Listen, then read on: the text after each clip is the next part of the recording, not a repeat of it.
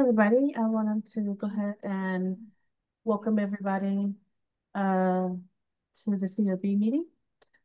So the announcement that we have today is that we have one vacancy available on the board. So we're encouraging to for anybody to apply. If you have a friend, let them know and encourage them to be a part of the board. And do we have quorum, Danny? We do not, but I think Larry's having some technical difficulties. We should in a few minutes, so we could probably bump minutes to the end of the meeting if you'd like.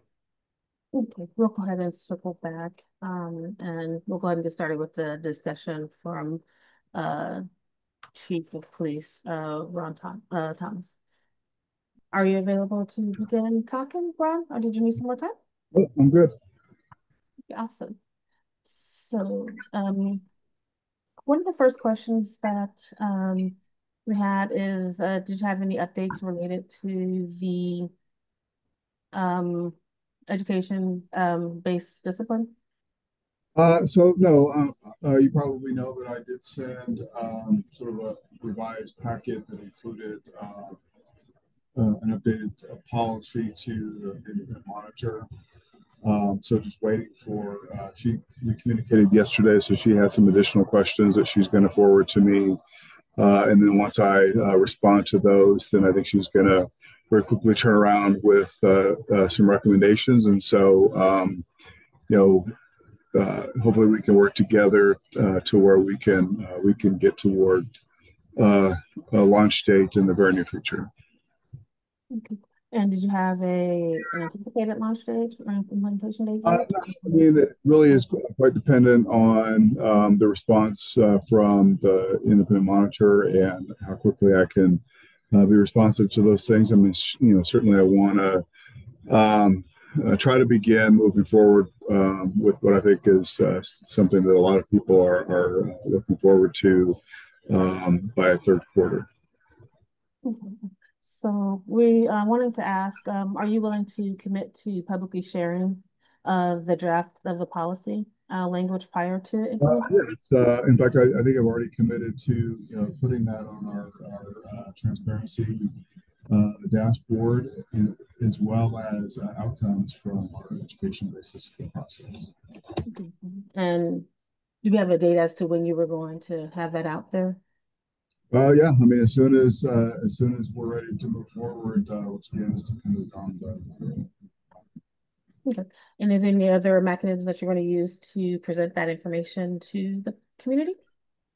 No, I mean, I've done 6+ community meetings, all very well received. I've done some other polling, gotten a wide range of responses from the polling, again, tremendously responsive. I think our engagements, both with the COB and with Imagine Task Force, has led to a number of media inquiries that have led to people reaching out directly to me to tell me how positively they feel about the process. Other major state police departments across the country wanting me to share the presentation and the information with them so that they can move towards something similar. So in this part of those pollings, do you have can you give us additional information as to like what was contained, like what questions were asked? Is it I part can do that. But I mean, yeah, overwhelming support. Really believe that it would that it would improve discipline. That it's something that is necessary. I can get you the questions that were responded to. So I don't know if anybody else, but we're kind of having a hard time hearing you. You're kind of popping out.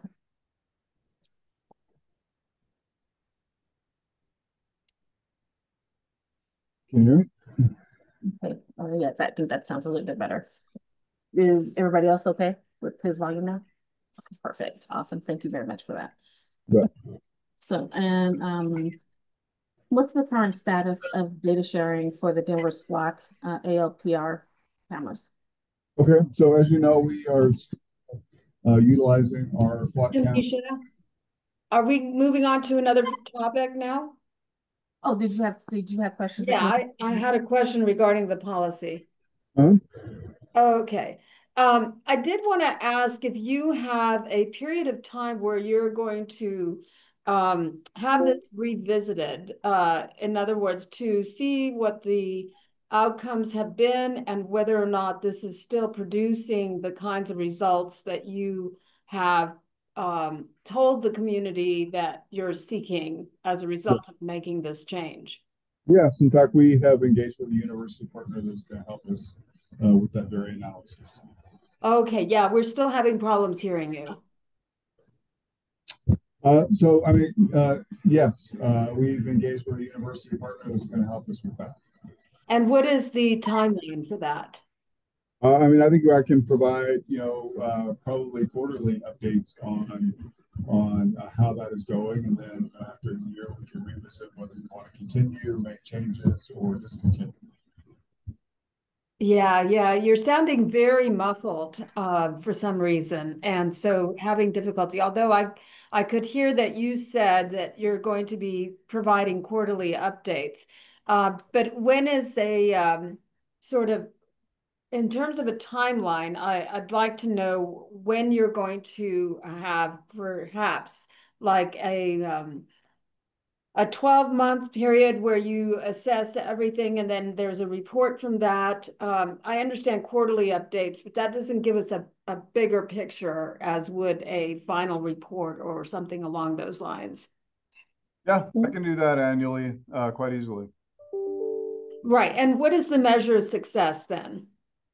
Well, I think the measure of success is a reduction in, recidivism, a reduction in, some of those cases that we typically see being low-level cases, seeing a reduction in those. Now, one of the things that I was wondering about is why change the policy? Why not just continue to produce more training? And that would also perhaps affect behavior on the field. So why make a formal policy change to that effect? Yeah, well, two reasons. Number one, I don't think the system is working effectively now. I think that cases take far too long to reach conclusion. Secondly, a number of university experts, a number of psychologists, a number of other experts in the field have suggested that actually discipline is the wrong way to change behavior, and that training is a better way to change behavior. Right. We all know in various sectors that training is very critical and orientation, onboarding, et cetera, is critical to ensure that people understand the norms and expectations.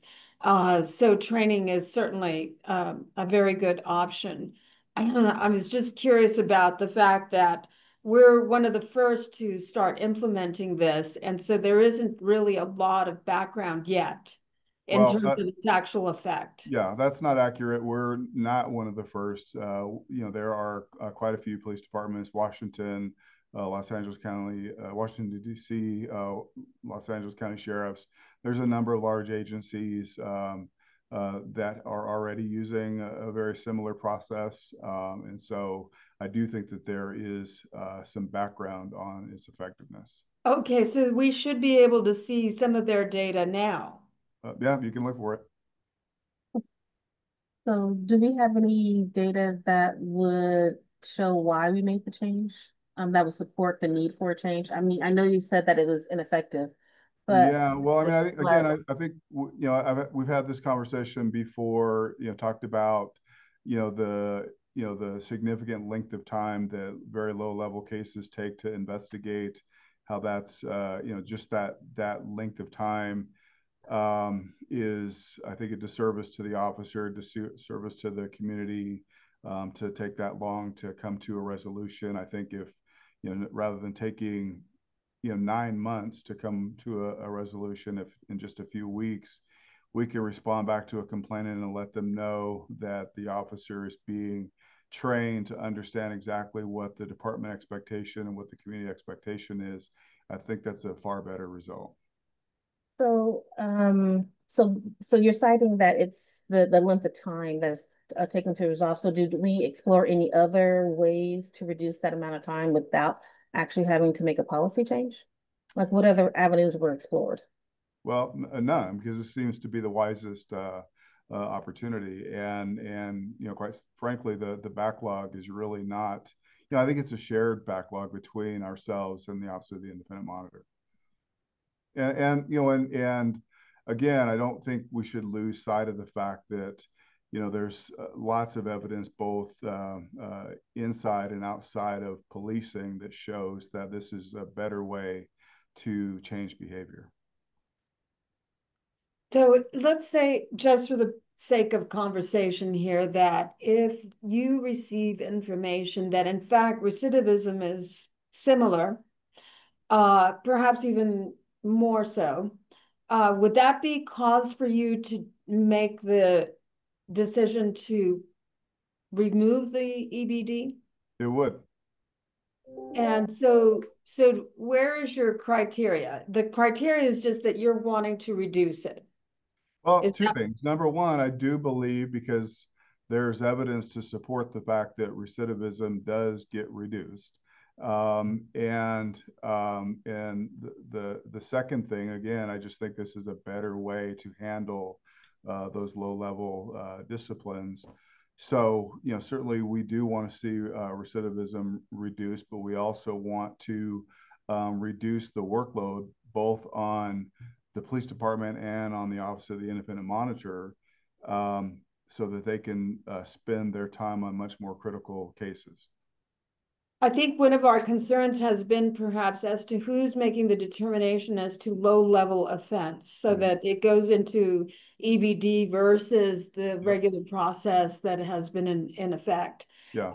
And so is there a circumstance in which a more serious offense might get education-based discipline instead of the regular investigation process and discipline?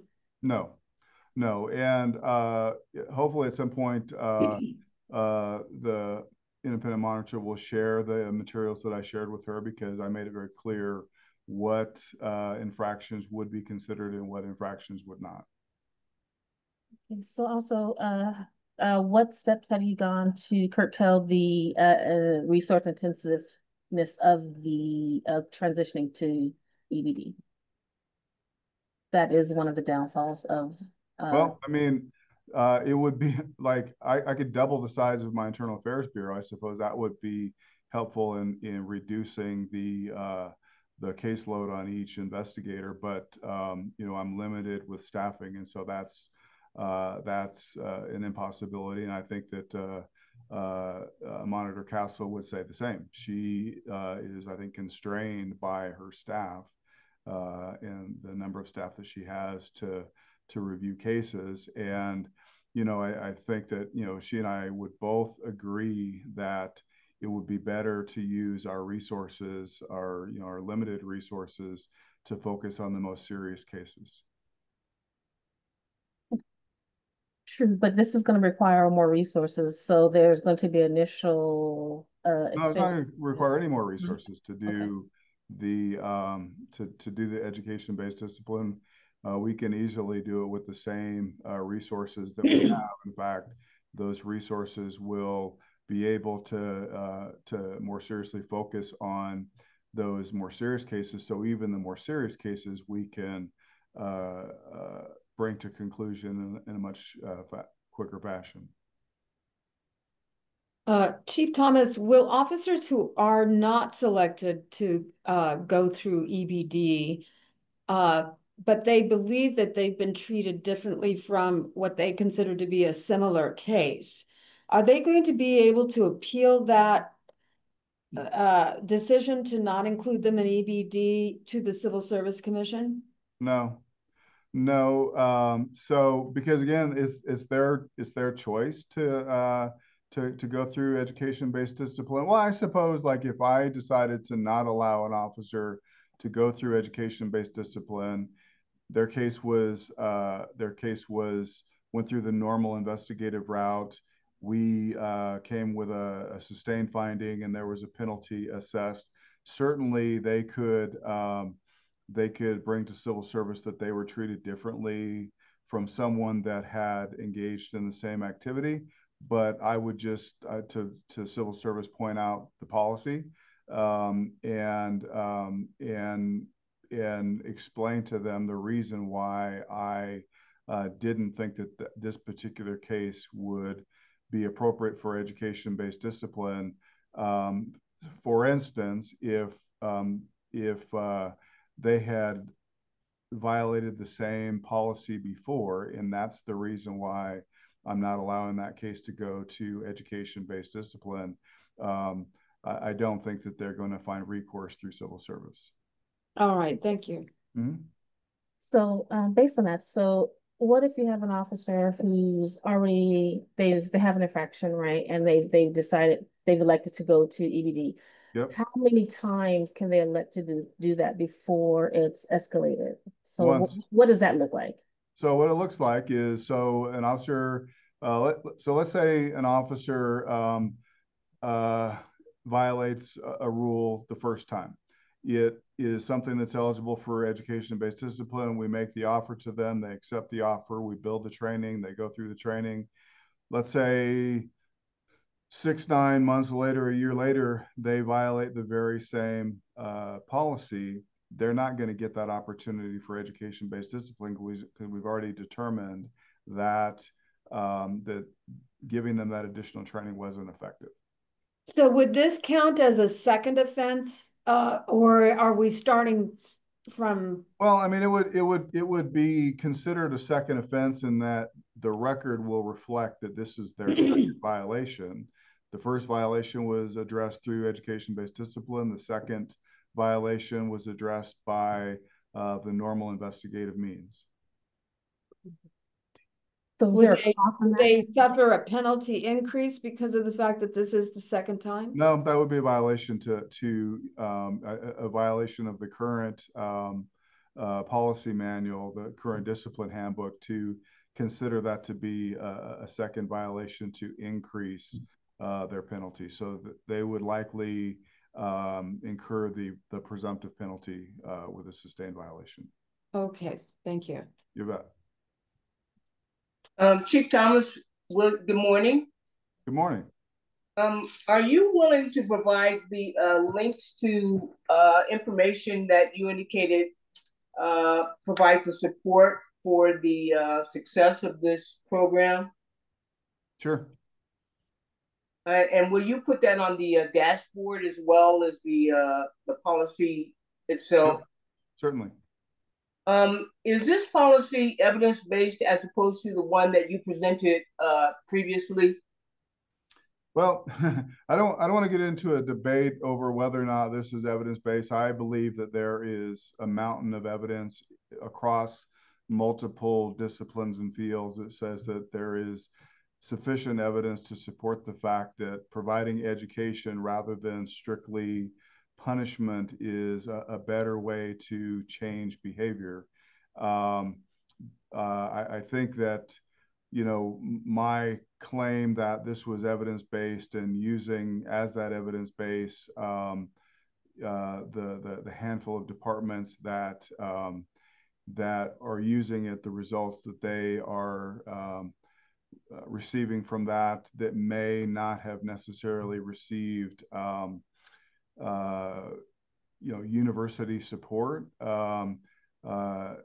So maybe that would dissuade some from considering this to be evidence-based, which is one of the reasons why, you know, as I go through this, you know, we do have a university partner identified in order to review what we're doing and make sure that there is an evidence base behind its effectiveness.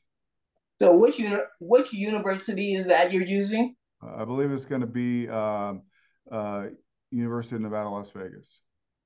University of what? Nevada, Las Vegas. Do you recall in a discussion with Toga that you committed to at least have discussion with Dr. Kazee regarding uh, evidence-based policies that exist? Yeah, and we've had that discussion, and you know, I think that the discussion with her, you know, she believed that we should, you know, get input from the psychology field, as well as, you know, having a university partner review the data, and so those are the couple of things that we're doing. So you're saying that you had a discussion with Dr. Kazee? Yeah, that day. And did she suggest any resources for you? She suggested that, you know, that we should get a university partner to help us with building our you know, scientifically backed base, and also suggested that as we build the curriculum for the various infractions, that we have a psychology base for that. And so at the end of that process, do we have your commitment to the public that you are going to share the draft policy language prior to its implementation so that the community can provide informed feedback?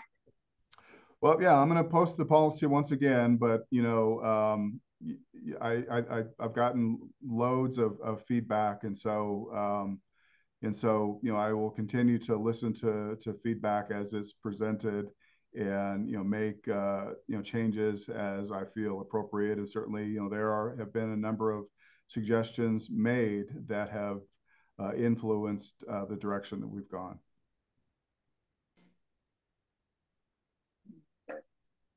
What are the factors that the decision makers should be considering when they make their decision about EBD eligibility? Mm-hmm. Well, so again, there are specific infractions that are eligible, and others that are not eligible. So that's the first consideration: is this one of those infractions that's eligible?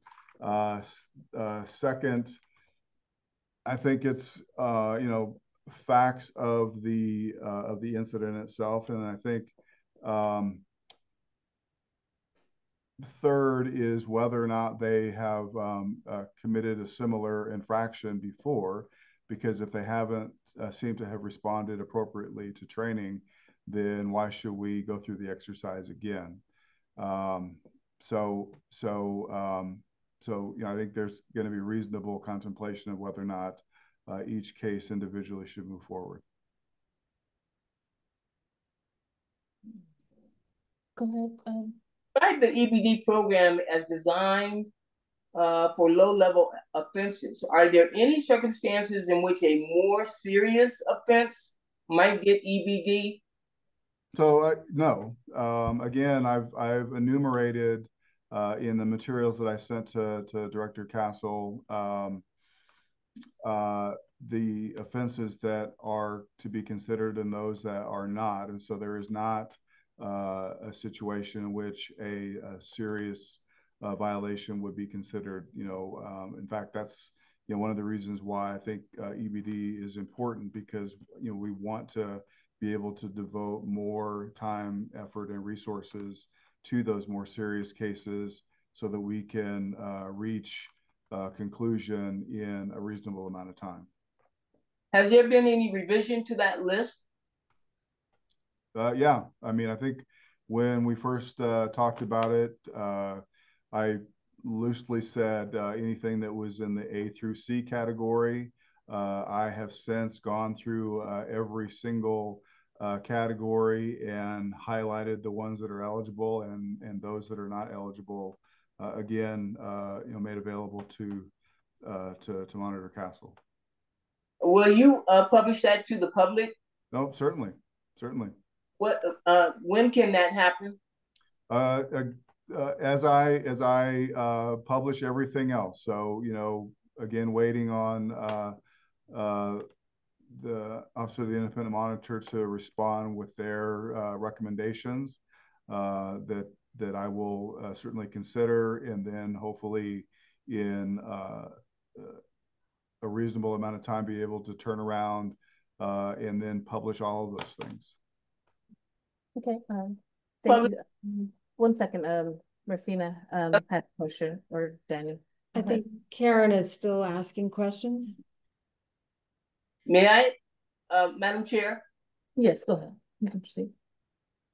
So will you be doing another presentation to the city council of including the revisions that you've spoken of?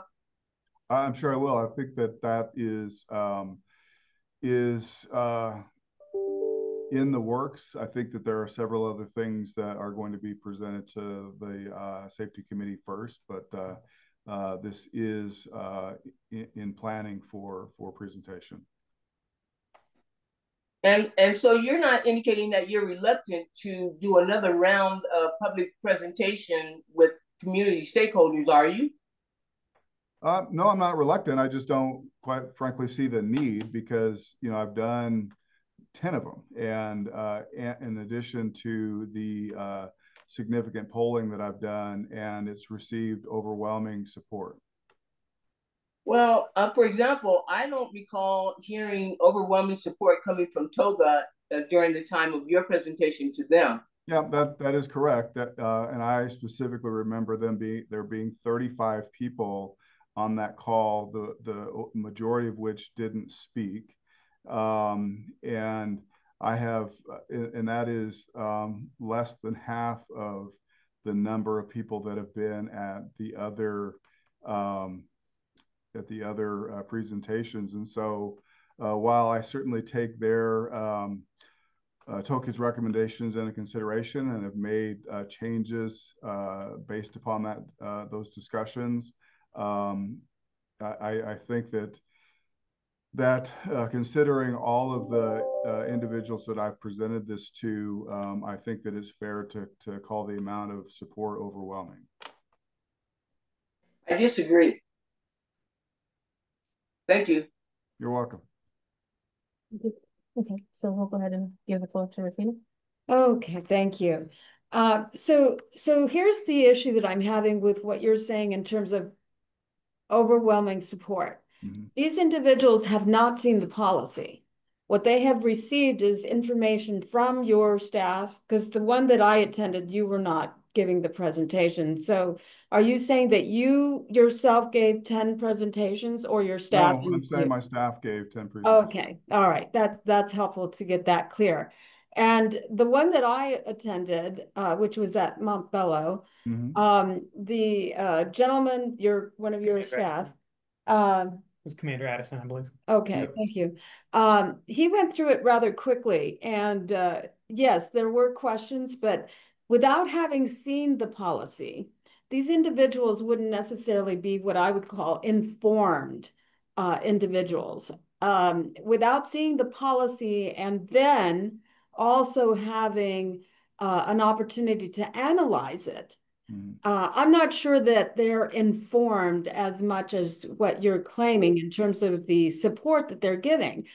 To some extent, it's sort of like a leading question. You get the response that you're wanting because you've set up the situation such that you're going to get what you're waiting for. Yeah. And in terms of the polling, I don't know that I personally haven't seen your poll.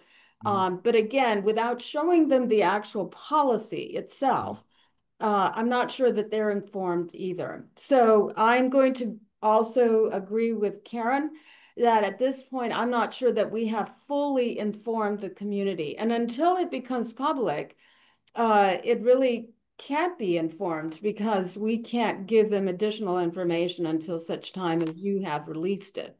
So I'm saying that the jury's still out, shall we say, in terms of whether or not the public does indeed support this.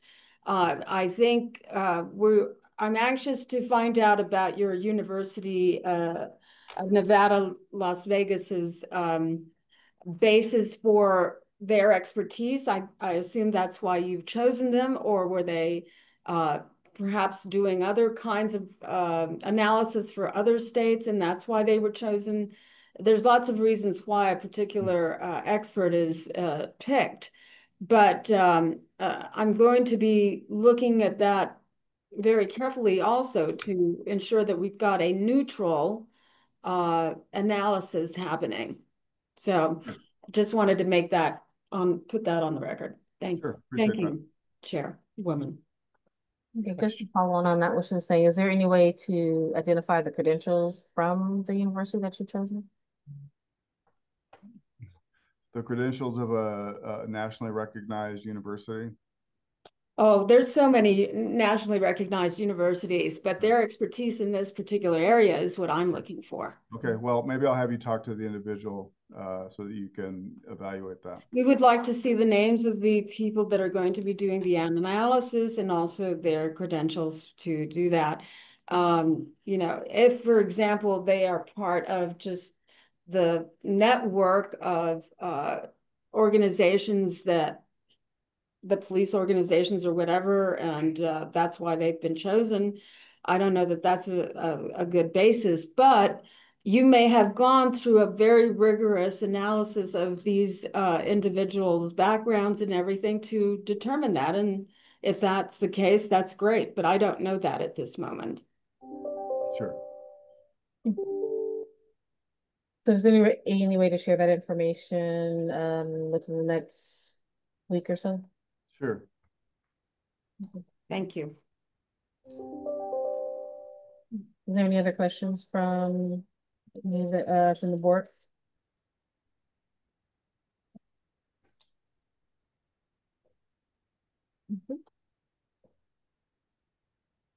So based on that, we will be expecting to get some more information from you, especially like the data from the polls, the credentialing information from the University of Nevada, Las Vegas, as well as some more detailed information about the support.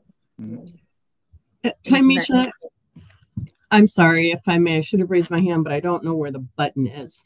I would just like to briefly respond to the chief's comments. You know, the chief and I have discussed this.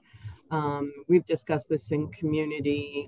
Our fundamental reasoning has been on, as we have stated in community, that this is not a process that will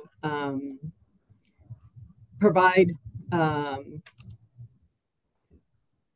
we don't agree with the approach or believe that it's necessary, and the OIM is aware of no best practice research that suggests the introduction of education-based discipline program improves officer accountability or outcomes for community members. So we don't believe it is a best practice. It has been tried in other jurisdictions with challenges, and specifically with regards to timing, while I appreciate the department and the chief's concern about low-level cases or cases in general taking too long, there's a system here, and I see it as a check and balance system. The OIM checks the work of the department, and we work together, but I don't agree that the time that it takes should be the factor in changing the system. Thoroughness should not be sacrificed for the sake of expediency. I'm happy to continue to discuss with the department, are there other ways to speed up the process, and see that what we can do to make it, and maybe that is with lower level offenses. But my position is that we continue to do the work that we have been doing, and that work takes time, and that, I believe, is what the community wants, is a thorough and complete investigation, not a quick investigation which may sacrifice details for the sake of time. Thank you, Liz. If I could just respond to that just really quickly. One, I certainly am not willing to sacrifice thoroughness for expediency. In fact, that's the point. Like, we I think are committing to doing thorough investigations with every case that we investigate. But I think that there are some cases that I think are better handled through training. And I think, again, while this may not have yet been identified as a best practice, I think it is a growing practice across the country. And I think that it is, a better way to manage cases for community.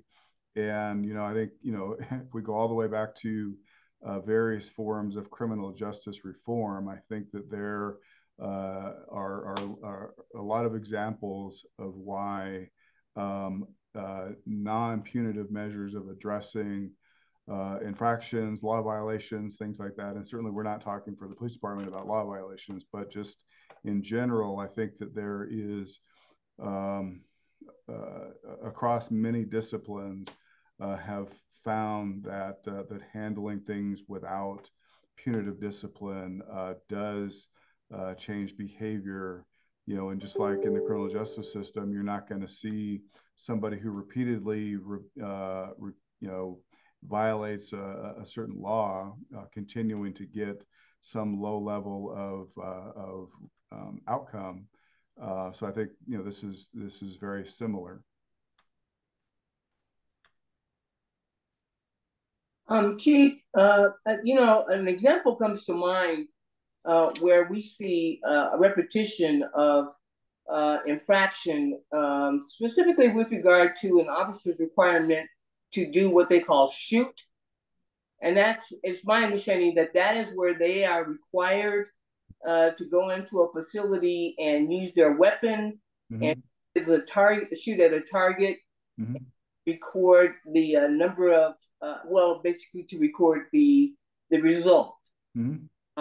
And we've seen situations where officers have an infraction called fail to shoot. Yep. A number of times. Yep. So they're going to go through a training process. No. So maybe I should clarify that. And so what you're talking about is scheduled discipline. So scheduled discipline would be things like vehicle accidents, failure to shoot, I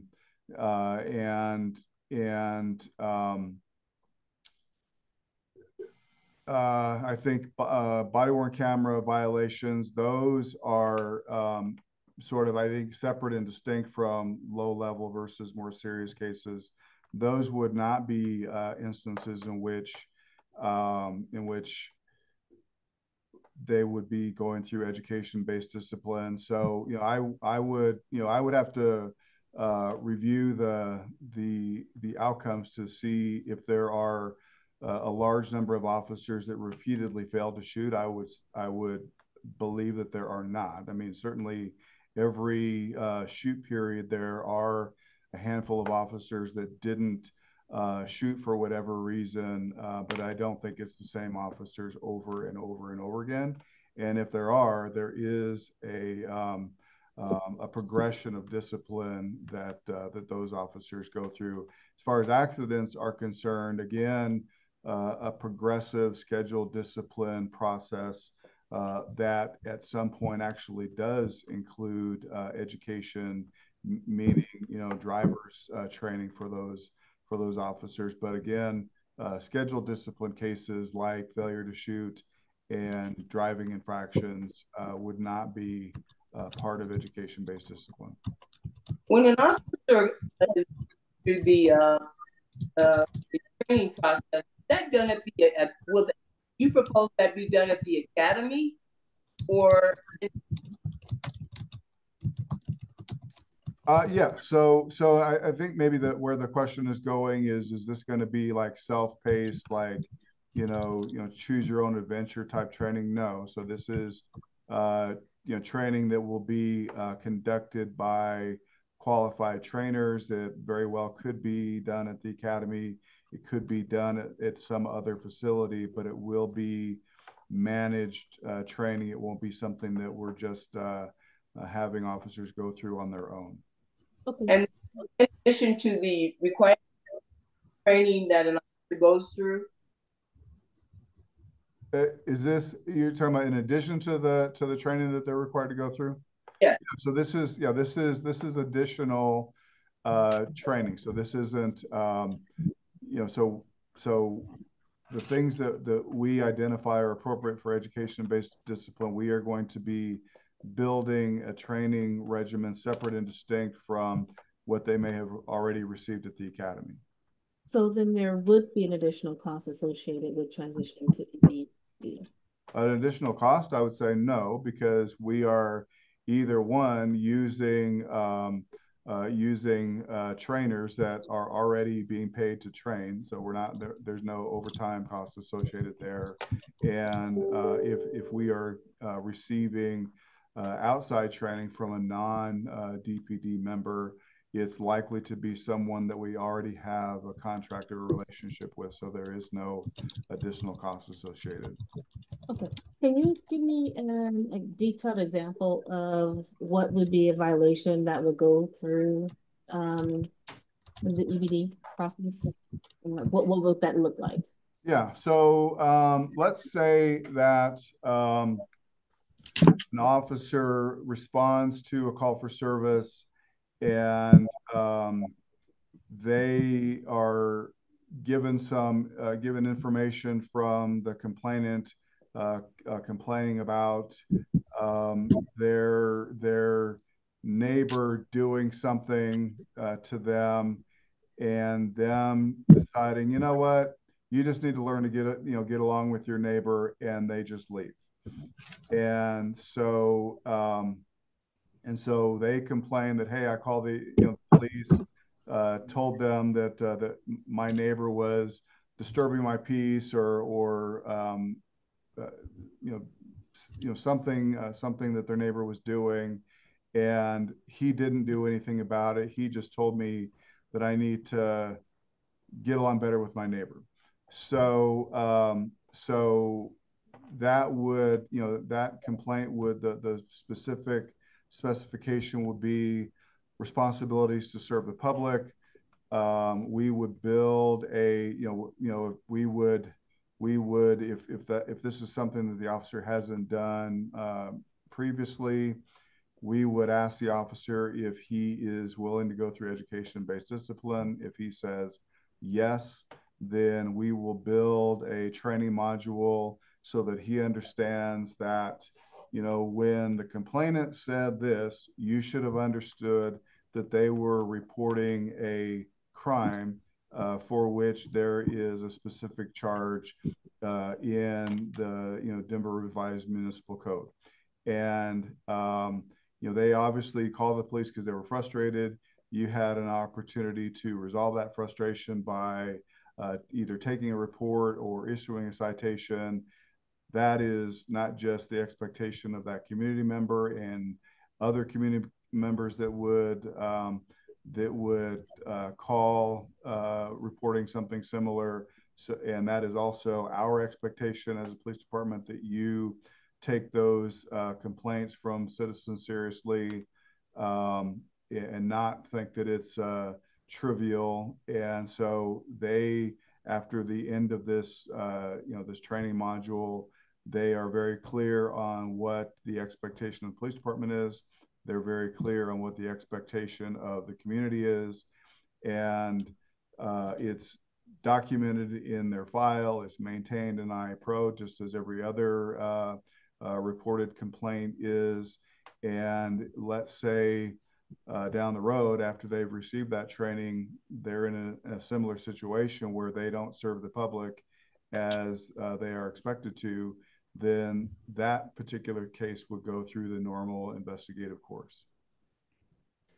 The time that complaint is lodged, would the Office of the Independent Monitor be given that information, and would there be a review of that complaint And it just Yeah, they would be, the complaint would be entered in the system for them to have access to, you know, and just like declines where we would be declining a case for further investigation, they would, you know, they would see that, they would see the facts of the case. And certainly they can provide their thoughts on whether or not that's the way to proceed. so instead of them being notified of the complaint, they would have to look it up on some. No. They you know, they would be sent information saying this is the complaint that's filed. This is the course of action that we are recommending take place. Exactly like a decline. So anytime we decide that we're not going to move forward with an investigation in a complaint, there is communication with the Office of the Independent Monitor before there's contact with the complainant.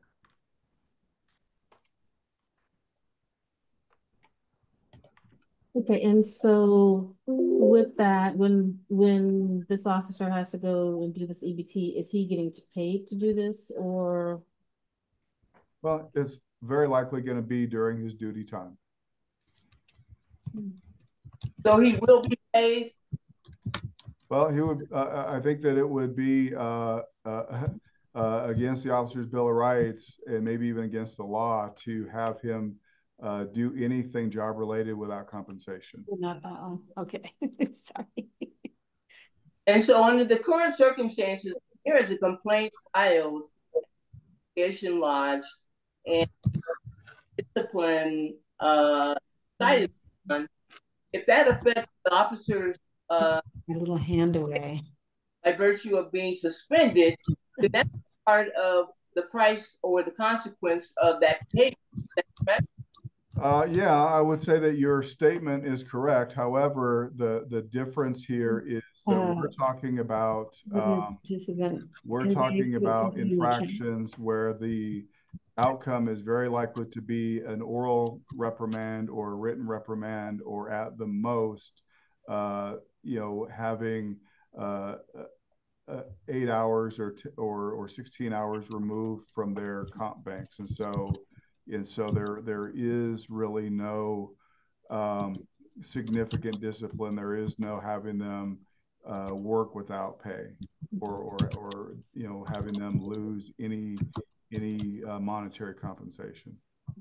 And Karen, that's pretty standard HR effort, is that if you're subjecting someone to, not subjecting, sorry, I shouldn't have said that, but if someone is going through training, they're getting paid because the employer is requiring it.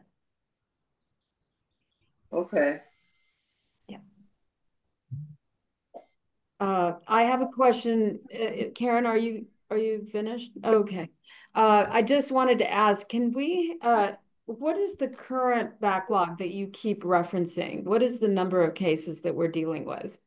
I couldn't give you that number exactly right now. I can just tell you that, you know, and this is something that is referenced even in the Office of the Independent Monitor's, you know, annual and semi-annual reports, that that cases have an average length of time that they take to reach conclusion.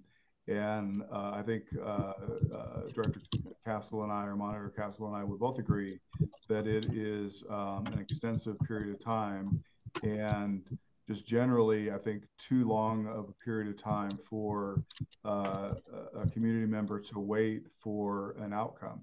And so I think that rather than wait 271 days or whatever the length of time is to hear back on the complaint that you filed, I think that if we can connect with the complainant in a matter of weeks and say, your complaint has been received, and this is how we're moving forward, the officer is going to be you know, trained to understand what his responsibilities are as it relates to his service to you, the community, and what our expectations are as a department.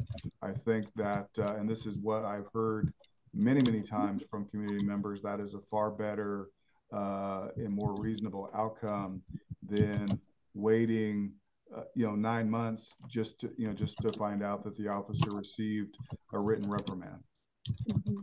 And is this current backlog worse than in other years or better than in other years? I think it's been pretty static over the course of the last few years. So it's not necessarily something that is growing at any significant rate. But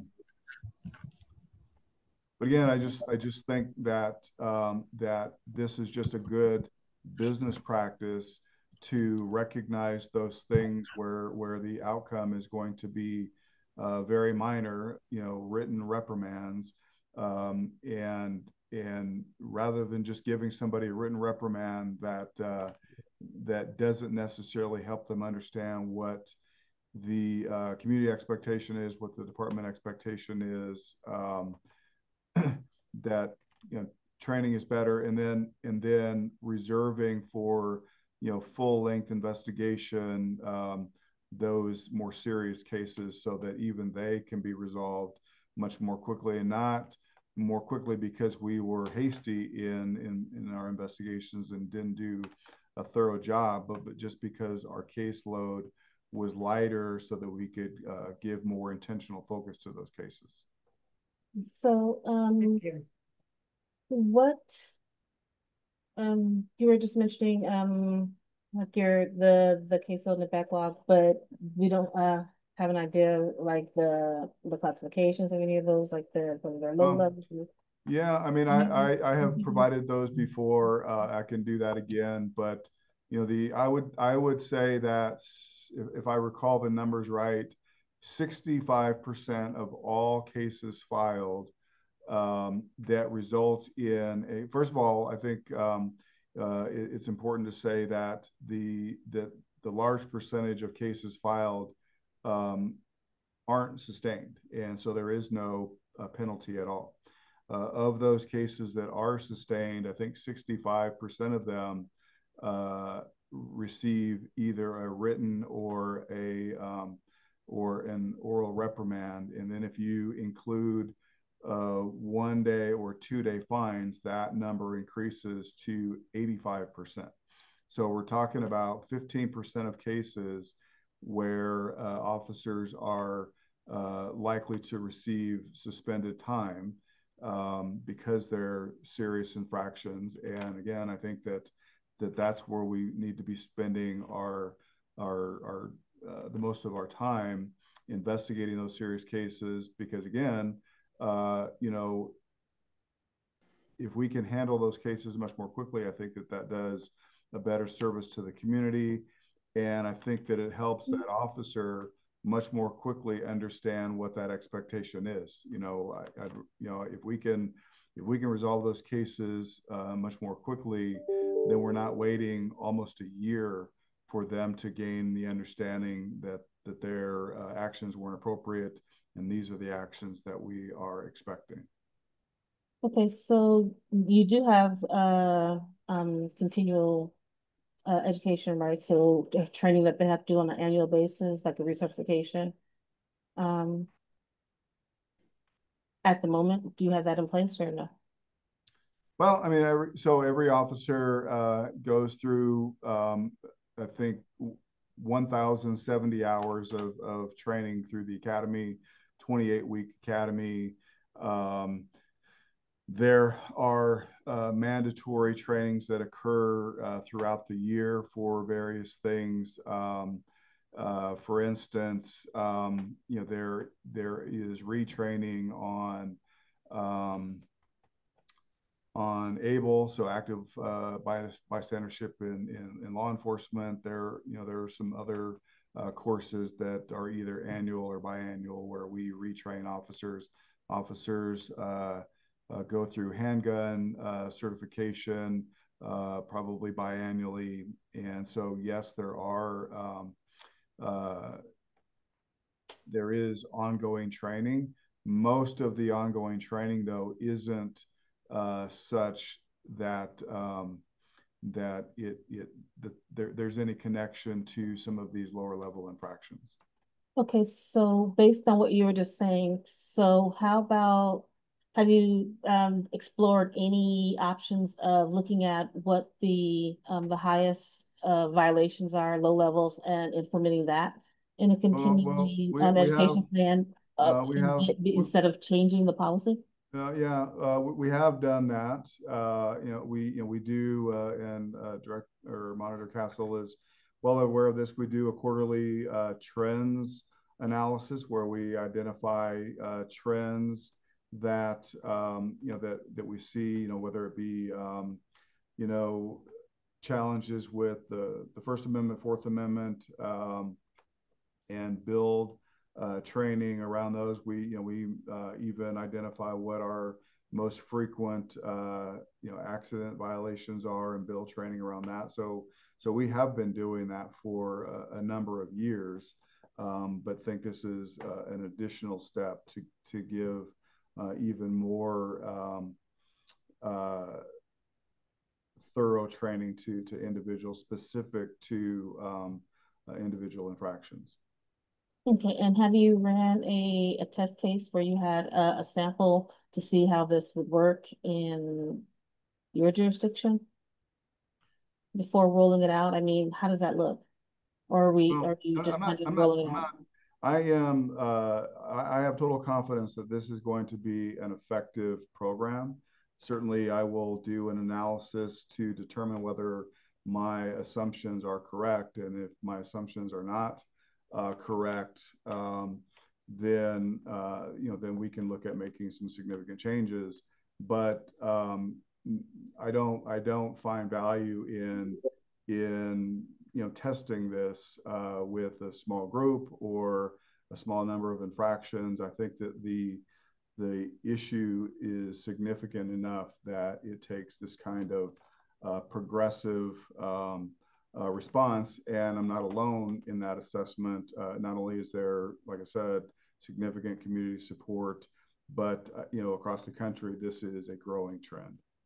Okay, so it sounds like we're missing a lot of data that would kind of lead you to the conclusion to change the basis.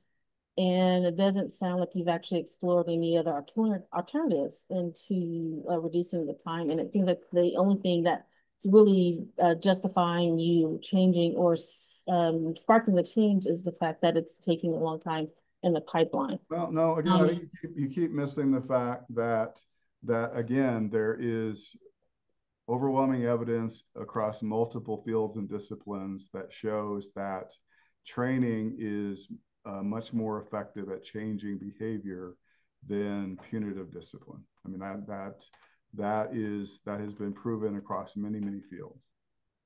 Okay, so can you provide that that information and then the references where you're getting that information from? So you mean give you information about criminal justice reform and I'm not going to do that. Like if you don't recognize that this is very similar to criminal justice reform, to the things that they do in education, to the things that they do in a number of business fields. I mean, I have done the research. I'm not going to cut and paste every single article that supports my belief when you can do that research on your own. And I suspect that, I think many of you are familiar with the field of criminal justice and understand that there are examples where criminal justice reform has been very effective at changing behaviors, at making sure that there is not a disparate impact on communities. And so I don't know why policing doesn't get sort of the same grace as it relates to using evidence-based measures to identify better outcomes. I believe it's probably the fact that we don't believe that we were involved in the whole process the way that it should have been.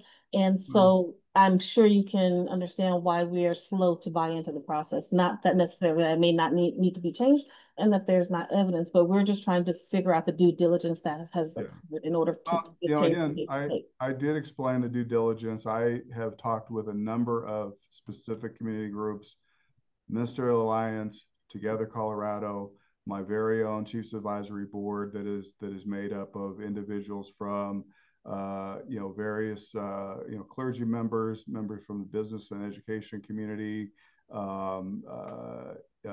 members of the immigrant community. And so that is where I started in terms of my stakeholdering. I took that further to go to every segment of the city to provide presentations.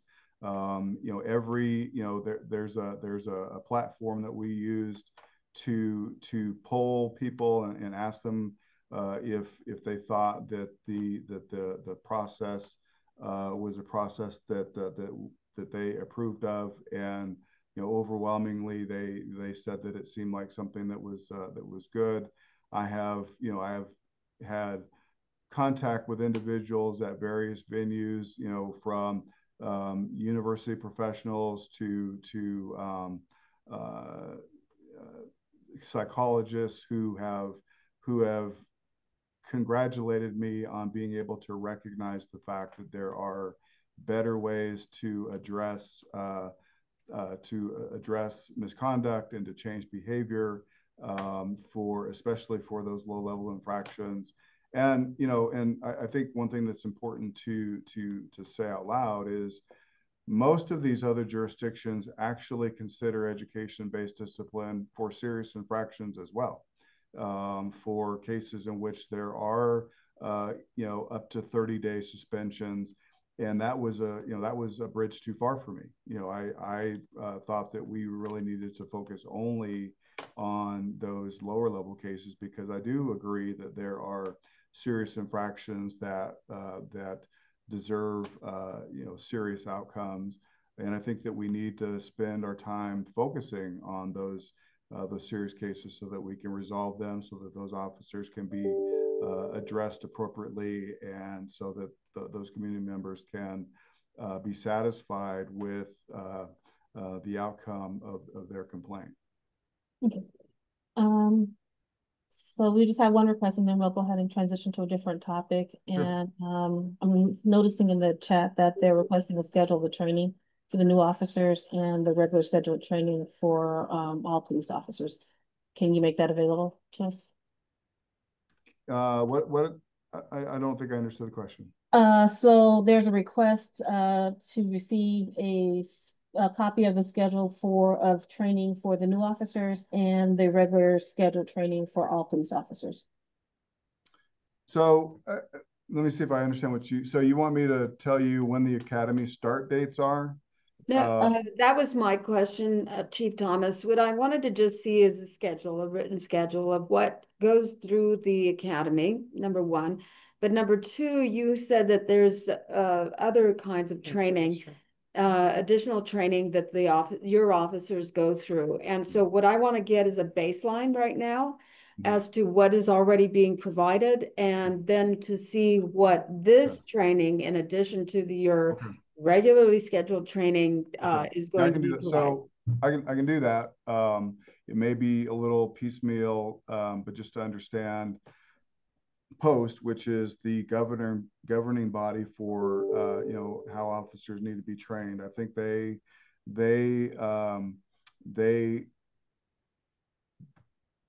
mandate that I think just over 500 hours of law enforcement training is provided to recruit officers. We more than double that number. You know, I can give you a list of the curriculum of the academy that we follow, which again is 28 weeks long. And then we build out our curriculum of annual mandatory training on an annual basis. And so I can send you a list of what was that would be perfect. What was authorized for this year, and then I would have to do it again for 2026. Sounds great. That's exactly what I would need. So thank you. So before we transition over to the protest and flock, did anybody have any final questions? So just take one more and that's it. If I can review the things that the chief will be providing to us, I think that would be helpful. Okay. Starting with the name of the individual or group of individuals or panel or whoever you're consulting from the University of is it Nevada, Las Vegas. okay, the link that you're going to provide a link to the research that you have access that supports your position that this program is evidence-based, correct? Chief, you're going to provide those things to us? Yep, I'm gonna put everything that, all of these things have already been provided to the independent monitor, and I'll make sure that you all have that as well. Okay. Thank you. Okay, so there was a couple questions about the protest. I'll go ahead and give the floor back to you, Rufina, to ask your question. Yes, I wanted to say that given the, there's going to be a gathering tomorrow. Yes. And given that taxpayers are still paying out some settlements related to the conduct relating to the 2020 protests, are you willing to commit to granting the OIM full access to protest-related footage in evidence.com so that they can review or audit the footage without having to wait for the complaints, for possible complaints to come in? No. So certainly, as we have always done, we will any complaint that is filed, we will provide all of that information to the Office of the Independent Monitor. I think that we did a fantastic job managing the demonstrations that occurred on Tuesday night. I believe that the crowds will be larger, but I think on Saturday, but I think the tenor of the group will be much different. I don't anticipate having to make the large number of arrests that we made on Tuesday on Saturday. How many arrests were made? 19? 18. 18. Okay. And so you anticipate that Saturday will go better? I do, just because the topic of the demonstration is different. The social media that we have been monitoring is different. So we think that the tenor of the crowd will be different. The fact that for the most part, it's a daytime demonstration, I think that often changes things. We have been managing, numerous times already this year, protests of crowds and, well into the thousands. And so, in fact, I reviewed some data earlier this week that showed that we have managed over 30 protests this year and have only had to make 11 arrests. And so, the majority of our demonstrations, we don't have to make a single arrest. The arrests that we have made generally are for assaults or for destruction of property. And so, obviously, different crowd, different tactics that this crowd, or that at least a segment of this crowd took on Tuesday by trying to access the highway. And so that, I think, for the most part, is what resulted in the additional arrests.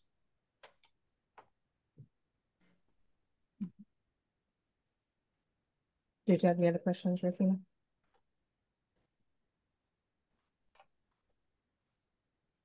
Yeah. We're good. Okay. So we're actually over on time. Did you have a little more time, Chief Thomas, to talk about flock? Sure. Okay, great, thank you. So there was a question. What is the current status of the data sharing of Denver's flock ALPR? Okay. So again, we continue to use flock cameras. We have 111 of them across the city. We had been sharing that data with police departments that requested access across the country because of the concerns, the most recent concerns that came forward. We have shut down that access to only police departments in the state of Colorado that request access. We also are conducting regular audits to ensure that everyone is following state law and local law, and making sure that they don't violate the user agreement. And through those audits, we have not found any occasion where someone has violated the law or used the data inappropriately.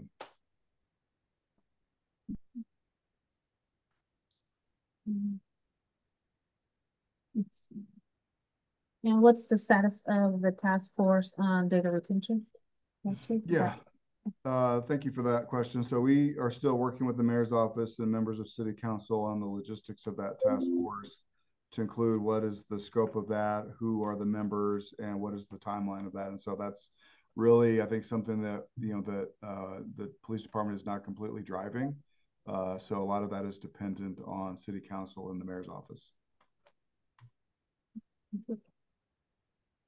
Does anybody have any questions about flock?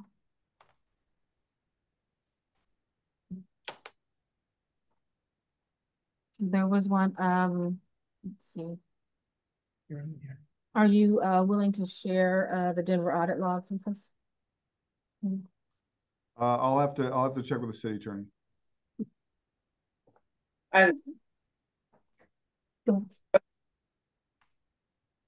Madam Chair. Yes, you have the floor, Karen, go ahead. Thank you. Chief, what will happen to the data and footage that has been collected up until this point? From Flock? Yes. So that data is overwritten every 30 days.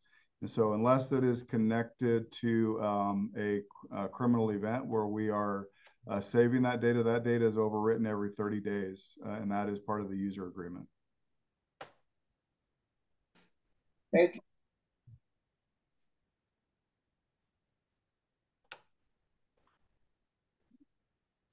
Is there any other questions about flock? Which one?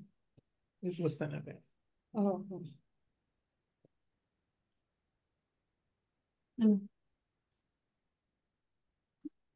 You have Rufina? Okay. And then just last, if you can just provide a brief update about the drone program. So the drone program. So we are we currently use drones. Deployed drones during the demonstrations on Tuesday. Found that they were effective in us being able to get sort of an overhead view of the crowd size and actions within the crowd. We actually were able to use the drone to make announcements when there were situations that created an unlawful assembly. So we were able to make those appropriate announcements using the drone. I do, as I've discussed with this body, have intentions of using drones as first responders. I can't quite give you a timeline on that, but I would imagine probably by 2026, it's obviously a budgetary concern. And so there, while we have, I think the drones available in order to effectively use them as first responders, we would also need sort of the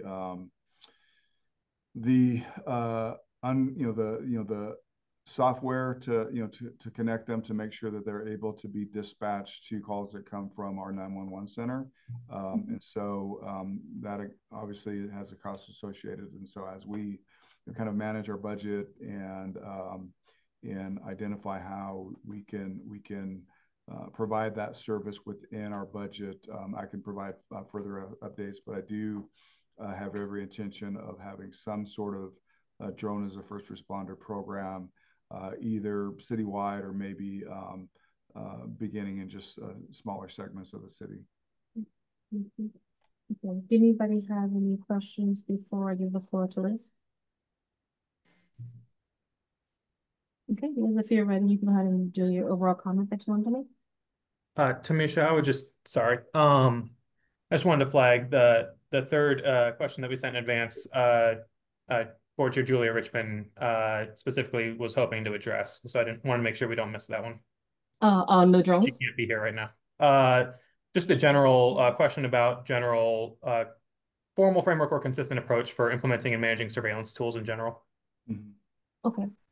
Yeah, so I mean, I think that we, have always evaluated and balanced, potential impacts on community and public safety benefits, various legal requirements before launching any type of surveillance technology. I will say that that I attended probably a dozen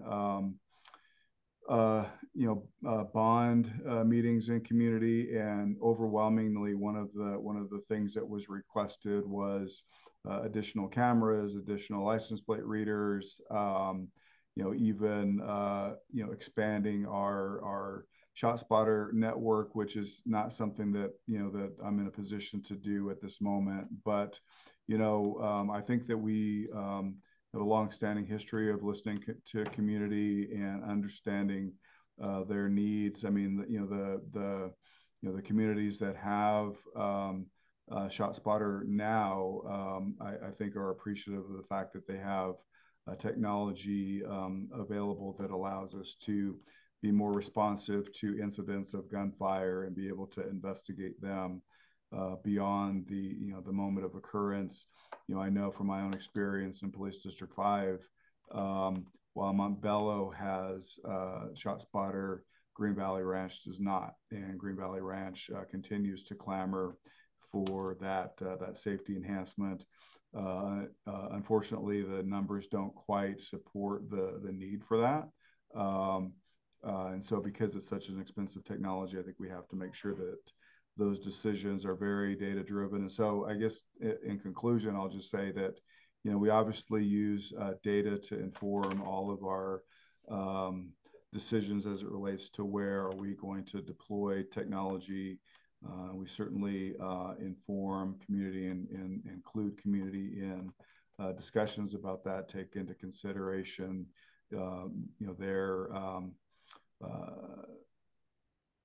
their concerns and try to equally balance them with the overall safety concerns, which they also express. Thank you. Pastor Davis, I see you have your hands up. Did you have a question or a comment? Well, I raised it when we were having the conversation around the education-based discipline, because there were several things that were stated regarding Toka's conversation with the chief, where Dr. Kazee was present, that were inaccurate. So I don't know how much time I have to correct the record. I will say just very briefly that the whole conversation was a 2-hour conversation. It is on our YouTube and Facebook pages, so you can find them. And if you want to get a brief summary of it, if you go to the end, we recap with Chief Thomas a few of the things. So first, we recap with Chief Thomas the promise that he made, which was that he would convene a community body that would actually work with him to implement or to develop this policy. And so there's a difference between, and we were very clear in our conversation that we are looking for a difference between having presentations to various community groups, which we do believe is a good start. And we do appreciate that he's done that with multiple community groups, he and his team. But the commitment that we received was that he would actually implement, he would actually form a group that would help to review, develop, and put guidelines in place for implementing the education-based discipline policy. And so that has not taken place as far as we know. Second of all, we did do the research that was discussed relative to what experts have said about education-based discipline in the various cities that were referenced: Los Angeles, Washington D.C. The individuals who have reported on the findings there have all stated that it has been actually in many ways deleterious to the community and has not actually achieved what they were hoping to achieve. And I think that that goes back to how this was implemented in the first place. The gentleman who brought about the whole concept of education-based discipline was a gentleman by the name of Sheriff Leroy Baca. He was the sheriff in of the Los Angeles Sheriff's Department. He brought it about because at the time he was under federal investigation because of misconduct or his office was under the federal investigation because of misconduct by his officers. And so, as a way to kind of skirt the oversight, he ended up implementing the education-based discipline. So they were on his back saying you need to do your officers need to be disciplined. And so almost like a laugh in the face of the federal investigation when you really dig into the research of how this thing started, almost as if to laugh in the face of the federal investigators, he came up with this thing called education-based discipline. So yeah, we'll discipline our officers, but we're going to do it in this kind of way. Suffice to say, he ultimately was convicted of multiple felonies. And I think that that's very important for us to understand that not only was this concept of education-based discipline founded on a very shaky foundation, I would say not only just shaky, but criminal foundation. But then we also, and I believe that Chief Thomas and others around the country have actually tried to adopt it and try to figure out a way to make it to implement it in a way that's constructive. But I think that the fruit of the poisonous tree is so corrupt that it's just not. We have not seen any place across the country where it's actually been beneficial. So that's the challenge. We asked Dr. Kazee from the Center for Policing Equity to be on the call with Chief Thomas, and the two of them had an opportunity to dialogue with each other.